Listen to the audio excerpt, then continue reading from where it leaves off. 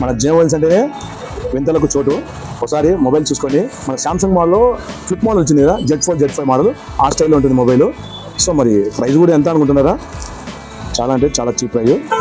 So మీకోసం నేను ఈ మొబైల్ అన్బాక్స్ చేసి చూస్తున్నాను. చాలా అంటే చాలా బాగుంటుంది.